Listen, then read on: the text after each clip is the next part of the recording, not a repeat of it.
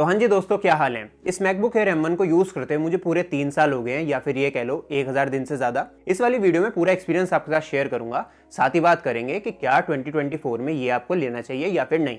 Video शुरू करने से पहले एक रिक्वेस्ट है छोटी सी, अगर आप चैनल पे नए हो प्लीज सब्सक्राइब। तो शुरू करते हैं। सबसे पहले इसमें जो स्क्रीन है आपको 13.3 इंचेस की 2K रेटिना डिस्प्ले मिलती है। और भाई इस पे कंटेंट कंज्यूम करना मैं आज भी काफ़ी ज़्यादा पसंद करता हूँ। ब्राइटनेस भी इसकी काफ़ी बढ़िया मिल जाती है आपको, कलर एक्यूरेट डिस्प्ले है तो एडिटिंग में भी कोई दिक्कत नहीं आती। बट इसकी डिस्प्ले में ना भाई एक छोटी सी प्रॉब्लम आ गई थी। कुछ महीनों से एक ही डेड पिक्सल मुझे शो हो रहा है। अभी ज़्यादा तो नोटिस नहीं होता, पता नहीं कैमरा में भी आ पाएगा कि नहीं, बट एग्जैक्टली क्या रीज़न है कि ये आया ये मुझे नहीं पता। ऐसा कोई इंसिडेंट भी नहीं हुआ, बस अचानक एक दिन ये शो करने लगा था मुझे। और अच्छी बात यह है कि बढ़ नहीं रहा है, एक तो दूसरा नोटिस कम होता है, तो इसलिए मैं इसे इग्नोर ही कर रहा हूँ। अब ठीक 1 साल पहले 2023 में मैंने इसका एक रिव्यू बनाया था, वो भी आप लोग चेकआउट ज़रूर करना। उसमें मैंने आपको बताया था कि मैंने इस पर एक स्क्रीन गार्ड लगाया, तो वहाँ पे काफ़ी लोग बोल रहे थे कि भाई लगाना नहीं चाहिए, मार्क्स वगैरह छोड़ देता है, प्रॉब्लम आ जाती है। तो मैंने रिसेंटली वो स्क्रीन गार्ड भी इस पर से रिमूव किया था, तो एज सच कोई मार्क्स इसने स्क्रीन पे नहीं छोड़े। सो कोई नेसेसिटी नहीं है, लेकिन अगर आप लोग स्क्रीन गार्ड लगाना ही चाहते हो ना, तो पतले से पतला स्क्रीन गार्ड लगाना। आपको यहाँ पे कोई भी टेम्पर्ड ग्लास लगाने की जरूरत नहीं है। एक तो मोटा होता है और खुद टूट जाता है ना, क्रैक हो जाता है, तो स्क्रीन पे भी इंपैक्ट डाल सकता है, इसलिए मना कर रहा हूँ। लेकिन एक चीज़ मैं स्ट्रांगली आपको रिकमेंड करूंगा, कुछ करो ना करो ये जरूर कर लेना, इसके ऊपर और नीचे मैट लेमिनेशन जरूर करा लेना। क्या है ना, बस क्रैच से बचाए रखता है। और ये सब भाई लोकल शॉप्स होती है ना लैपटॉप वाली, वहाँ पे चले जाना, वहाँ पे बड़े आराम से हो जाएगा। स्पीकर्स की बात करते हैं भाई। स्पीकर्स इसके काफ़ी लाउड हैं, काफ़ी क्लियर हैं, एक्सेप्ट कुछ फ्रीक्वेंसीज पे यहाँ पे थोड़ा सा डिस्टॉर्शन आता है। और इसके ऊपर मैं डिटेल में लास्ट ईयर वाली वीडियो में बात कर चुका हूँ, तो रिपीट नहीं करूंगा।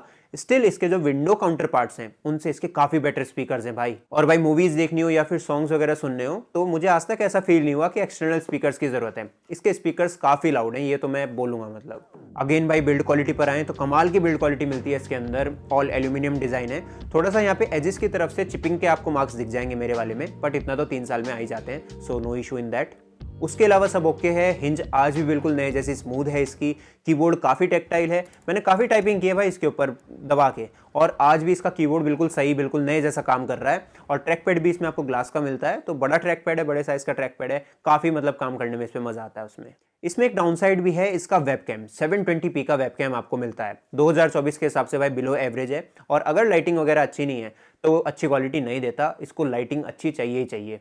तो यहाँ पे इस चीज़ को मैनेज करने के लिए मैं क्या करता हूँ, क्योंकि आईफोन को आप वेबकैम की तरह यूज़ कर लेते हो, तो कोई बहुत इंपॉर्टेंट काम होता है, मतलब ज़्यादा ही कोई वीडियो कॉलिंग वगैरह करनी है, तो मैं उसको यूज़ कर लेता हूँ। अब आते हैं भाई इसकी परफॉर्मेंस पर, लेकिन उससे पहले मैं आपको बताना चाहूँगा इसको मैं यूज़ कैसे करता हूँ। तो एक तो जो चैनल का जितना भी काम हो गया, मतलब वीडियो एडिटिंग, फोटोशॉप हो गया, उससे अलग कॉलेज का काम हो गया, कोडिंग वगैरह हो गई, और उससे अलग एंड्रॉइड डेवलपमेंट भी मैं इसके ऊपर करता हूँ। सबसे पहले भाई वीडियो एडिटिंग की बात कर लेते हैं। तो वीडियोज़ में FCP में एडिट करता हूँ। और भाई एक बात बता देता हूँ, आज तक किसी भी सॉफ्टवेयर के लिए मैंने इसके अंदर कोई पैसा नहीं दिया।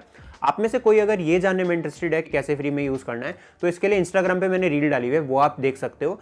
यूट्यूब पे भी मैंने डाला था, वो मेरी वीडियो स्ट्राइक डाउन हो गई थी, तो वहाँ पे आप लोग चेकआउट कर सकते हो और साथ में फॉलो भी कर लेना। अब भाई इस चैनल पे आप जितनी भी वीडियोस देखते हो उनमें से मेजरली 1080p 30 FPS में शूट होती हैं और उसी में एडिट होती हैं, तो भाई वो तो ये आराम से कर देता है, उसमें कोई दिक्कत नहीं आती। उसके अलावा बीच बीच में मैं 4K 30 FPS में भी ट्राई करता रहता हूँ, और उसको भी अच्छे से हैंडल कर लेता है। जैसे भाई मॉनिटर वाली वीडियो थी, ये तो 4K 60 FPS में थी, ये भी इसने एडिट कर दी थी, और इसके अंदर 50-50 60-60 GB की फाइल्स थी। बट क्योंकि ये भाई मेरा बेस मॉडल है, 8 GB रैम है, तो अपनी लिमिट रीच करने लगता है, और कई बार फ्रेम ड्रॉप लैग भी आ जाता है इसके अंदर अगर इफेक्ट्स और ट्रांजिशन ज़्यादा लगा रखे हैं।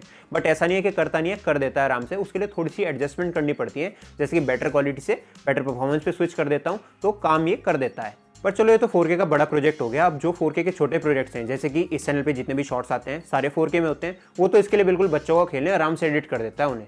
बट स्टिल भाई मैं 1080p में ही एडिट करता हूँ। इसका सिंपल सा रीज़न है कि अगर 4K में करने लगा तो भाई ये आईफोन की 128 GB बड़े आराम से फुल हो जाएगी, मतलब पूरी वीडियो रिकॉर्ड भी नहीं हो पाएगी 10 मिनट की वीडियो जो आप देखते हो चैनल पे। इस वजह से मैं 1080p में ही एडिट करता हूँ। अमेजिंग बात तो भाई ये है कि फैनलेस डिज़ाइन होने के बावजूद, 8 GB रैम होने के बावजूद ये सब कर पा रहा है, चाहे इसको अपनी लिमिट तक जाना पड़े। बट हाँ भाई एक चीज़ है, अगर आप वीडियो एडिटिंग के पर्सपेक्टिव से देख रहे हो तो 256 GB आपको कुछ टाइम बाद कम पड़ेगी। उसके लिए मैं क्या करता हूँ, ये मैंने एक एक्सटर्नल SSD ली हुई है, तो सारी फाइल्स मैं इसी के अंदर डाल देता हूँ, इसी से एडिट करता हूँ। क्योंकि भाई 256 GB है, उसमें से 50-60 GB खाली भी छोड़ना पड़ता है ताकि सिस्टम स्लो ना हो जाए। तो ये सैमसंग की T5 SSD है 500 GB की, अगर आप लेना चाहते हो ले सकते हो। सारी एसेसरीज और इसका भी लिंक मैं डिस्क्रिप्शन में डाल दूंगा। यहाँ पर एक बात और मेंशन करना चाहूँगा, ये एक 13.3 इंचेस की स्क्रीन है, तो भाई एडिटिंग वगैरह करते हुए कई बार ये छोटी भी लगती है। तो जो लोग इस चैनल से काफ़ी टाइम से जुड़े हुए हैं उनको पता होगा कि रिसेंटली मैंने ये OnePlus के मॉनिटर में भाई इन्वेस्ट किया था, और ये भाई मैं पर्सनल एक्सपीरियंस से आपको बताता हूँ, there is no going back. मतलब मजा आ जाता है एक बड़ी स्क्रीन डुअल सेटअप पे काम करने के बाद।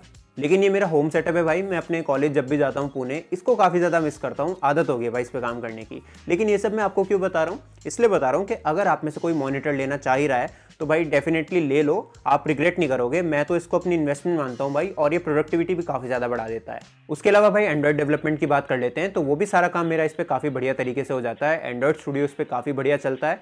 लेकिन कई बार क्या होता है ना कि जब हम ऐप को रन करते हैं, एमुलेटर खुलता है, उस वक्त जैसे वीडियो एडिटिंग में मैंने आपको बताया, रैम अपनी लिमिट रीच करने लग जाती है।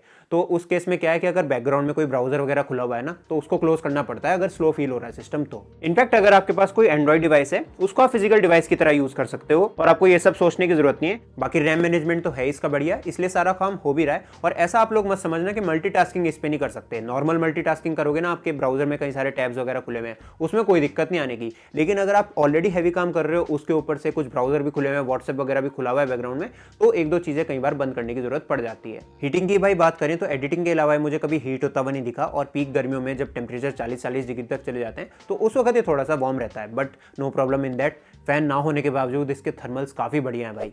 इवन अभी ये लेटेस्ट मैकओएस सोनामा पे रन कर रहा है और वो भी इस पे काफी ज्यादा स्टेबल है। बैटरी बैकअप की भाई बात करें तो 3 साल रगड़ के मैंने इसको यूज किया है और बैटरी हेल्थ इसकी फिलहाल 84% है और साइकिल काउंट 494 इसके हो चुके हैं अभी। स्टिल मैं इसकी बैटरी बैकअप से काफ़ी ज़्यादा सेटिस्फाइड हूँ। आज की तारीख में भी ये मुझे 10 से 11 घंटे का बैटरी बैकअप आराम से दे देता है। और सबसे बड़ी बात, मेरे को कभी भी इसके साथ चार्जर कैरी करने की सोचना ही नहीं पड़ता, तो ये इसका एक सबसे बड़ा प्लस पॉइंट है। मतलब ओवरऑल बताऊं और एक कंक्लूजन की अगर हम बात करें तो जितना भी मेरा कोडिंग, यूट्यूब, ये सारी चीज़ें जितनी भी थी वो इसने काफ़ी अच्छे से हैंडल करी हैं और मेरे 4 साल कॉलेज के इसने काफ़ी बढ़िया से निकाले हैं। और इसको मैं आराम से रिकमेंड कर सकता हूँ किसी को भी, खासकर स्टूडेंट्स को जो 4 साल के पर्सपेक्टिव से इसको लेना चाह रहे हैं। और इससे इतनी ही उम्मीद लगाना भाई अगर आप 2024 में ले रहे हो, क्योंकि एक तो बेस मॉडल है 8256 है और मान के चलना कि उसके बाद आप इसको अपग्रेड कर लोगे। और फिलहाल इसका प्राइस 80 के चल रहा है, लेकिन सेल में आता रहता है, तो उस चीज का ध्यान रखना भाई। अभी लास्ट सेल में लोगों ने 65-70 हजार तक का भी इसको खरीदा है भाई। मैं भी इसको प्रोबेबली इस साल अपग्रेड कर लूंगा, मोस्ट प्रोबेबली प्रो मॉडल में। अगर आप M1 और M2 में कंफ्यूज हो तो ये वाली वीडियो देख सकते हो, और अगर आप इंजीनियरिंग स्टूडेंट्स हो उसके लिए देखना चाहते हो, ये वाली वीडियो अलग से बना रखी है। लाइक और सब्सक्राइब करना मत भूलना। मिलते हैं अगली वीडियो में।